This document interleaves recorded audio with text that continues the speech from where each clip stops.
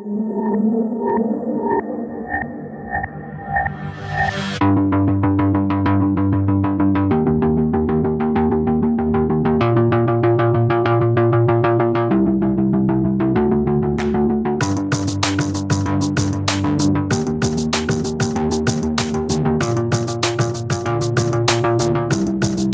welcome to Bigfoot Smalltalk. I'm your host, Brad. This is a show where we talk about big encounters in small doses.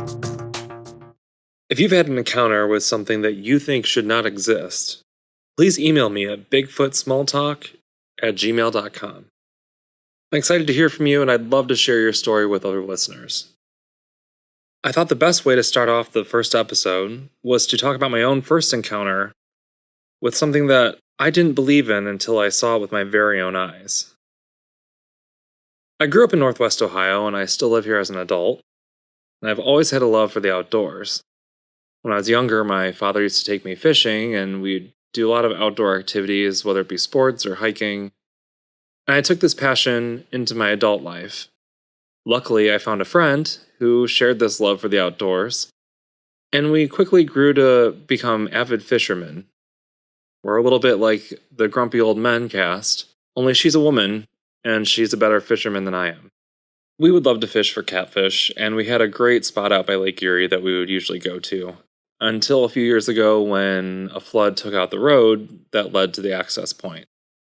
So that left us in a precarious position, and we had to find a new place to fish at. Desperate for a new spot, I went scouting kind of around our city and into the suburbs of the nearby towns. There was a small park down by the river behind a subdivision, and I followed this road down behind the houses out towards the water. As I go down the road and pull into the gravel parking lot, I notice there's a fisherman there, out in the water with waders on, and he's in the process of catching a rather large catfish.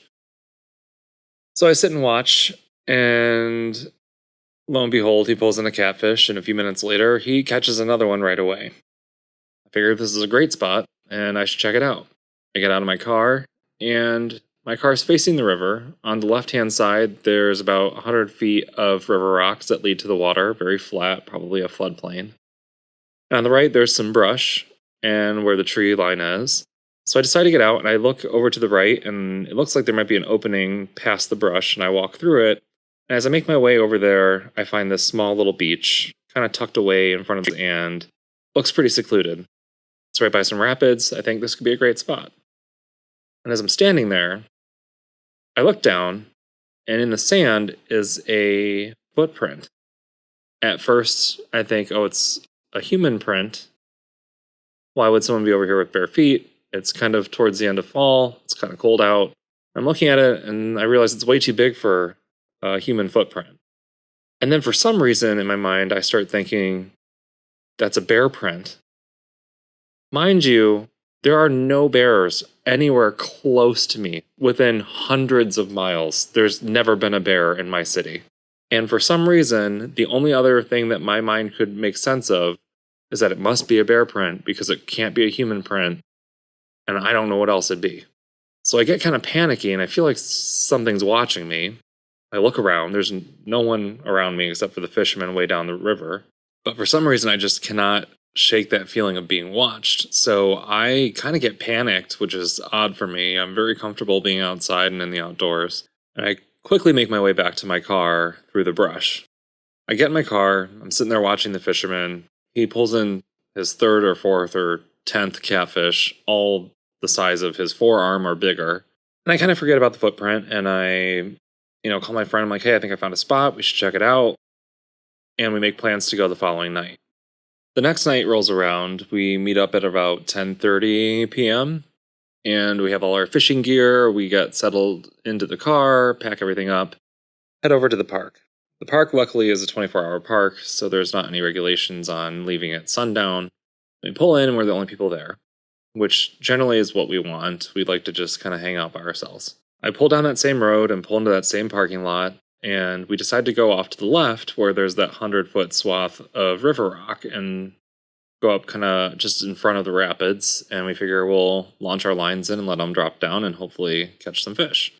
So we carry all our stuff out there. We have some like folding lawn chair kind of things that we take with us because we're lazy, and We got our cooler and our tackle box and our rods. Got set up and we throw our lines in and kind of just sit and enjoy the weather and chit chat a little bit about, day to day life. And about an hour in, we've caught maybe 5 or 6 catfish at this point. A couple of them we kept because we were going to have like a fish fry kind of thing in the next couple days. And as I'm sitting there, I get that same kind of feeling where the hair stands up on my neck and I feel like we're being watched. And I know there's no cars there. I know there's no one else there. There's only one parking lot in this park. There's only one way to get into it, and I'm parked right there. I can see anyone that would have come in, and no one is there. But I get this really creepy feeling. It's maybe around like midnight, 1 o'clock in the morning. So I take my flashlight and I turn around and I shine it into the tree line just past the river rocks. And off to the right-hand side where I'd seen the footprint earlier that week, just past my car, in the trees, I see eye shines. They're pretty far apart, and they're about 8, 9 feet up off the ground next to a tree. They're kind of amber colored. They're really reflective. And I look at it, and at first, my mind is thinking, oh, it must be like a raccoon hanging onto the side of the tree. And it's kind of bobbing back and forth from behind the tree and looking out around it. And as I sit there, I notice that like the eyes were too far apart to be a raccoon or an opossum, which are pretty much the biggest things around my area. And it's just kind of doing this like peeking around kind of motion, and it doesn't stop. So this makes me kind of nervous. I asked my friend, like, hey, do you see that? What the hell is that? She just doesn't even turn around. She makes light of it. She's like, oh, it must be a raccoon. Like, you're freaking out for nothing. Mind you, I'm really comfortable in the outdoors, so for me to be nervous is kind of odd. And I finally see it kind of peek its head back around the tree, and then I don't see it again for a few minutes, so I turn around and continue to fish and try to put it out of my mind. But that feeling doesn't go away. And I turn around again, shine the light back in the same area. This time it's at a different tree, same height off the ground, but about 4 trees over. And I'm thinking, that raccoon didn't make it down the tree and up another tree that fast. And it's still doing that peeking thing. And I notice that it's just out of sight of my flashlight. I can just see the eye shine. The tree is slightly kind of illuminated, but just beyond it where this thing was dark. And then I saw what I can only describe as a hairy arm kind of come up and out in front of the tree, like it was kind of holding on to it. And it's still doing this peeking back and forth motion. And at this point, I get really nervous, really freaked out.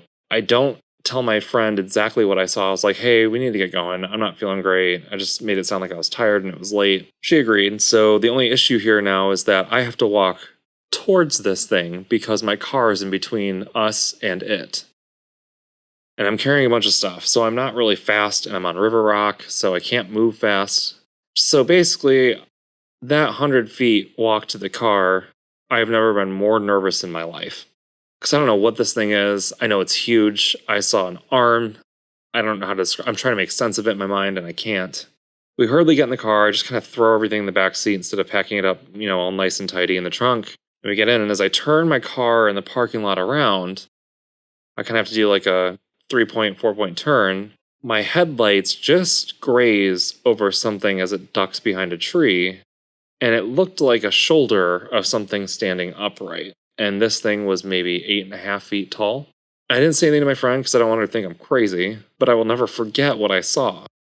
And it was at this point that I then put together the footprint I had seen the day prior. And the feeling I had and how unsettling it was, I will never forget, because at that point I realized I had just seen something that should not exist. I get home, I start looking up creature in the woods, because I still at this point, I'm not even sure if I really think I knew it was a Sasquatch. Just knew it was something that wasn't supposed to be there and I wasn't supposed to see. And I start reading about the tree peeking behavior and how tall they are and what they look like, and I realized that that's what I saw. What doesn't make sense is the park itself is nestled behind a community along the river. It's not a very wide park, but it's kind of long, and it's, close to a waterway. I don't understand how I could have seen a Bigfoot there, But I do know it wasn't a person. It wasn't a person. It's too tall. It, the eye reflections, people don't have eye reflections. None of it made sense. But what I do know is that I saw something that should have only lived in folklore until I saw it with my very own eyes. And ever since then, I've been an avid Bigfoot, I guess you could say, researcher. I mean, I don't go out and do research in the field, but I've had a very strong interest in it since. And I just wanted to create this channel for a place for others who've had similar experiences to kind of get their stories out and be heard, and create a community for people that have had these types of encounters so we can all kind of connect, because we're the only ones that understand what everyone else has gone through. The big question is, what do I think Sasquatch is? And I've listened to a lot of other people's encounters, and, the only thing that comes up in my mind that would make sense, and I know this is kind of a fringe kind of idea, is I think it might be some sort of alien. Now, hear me out. The Earth is rather young in the grand scheme of the universe. And our evolution of human life has taken quite a long time, but it's only a blip in the whole cosmic timeline. And we've already gotten off the planet, and we've already sent, satellites into space and deep space looking for other planets with life.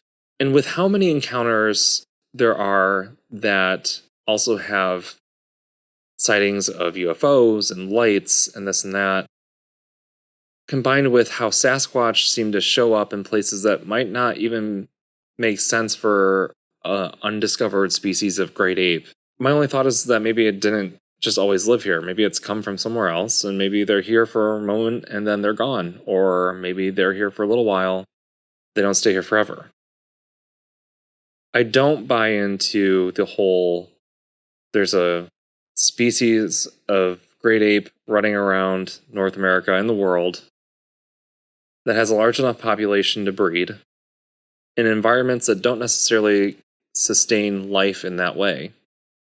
It doesn't make sense to me. I've studied environmental science in my higher education, and there's a lot of components that go into an ecosystem to sustain a top predator like that.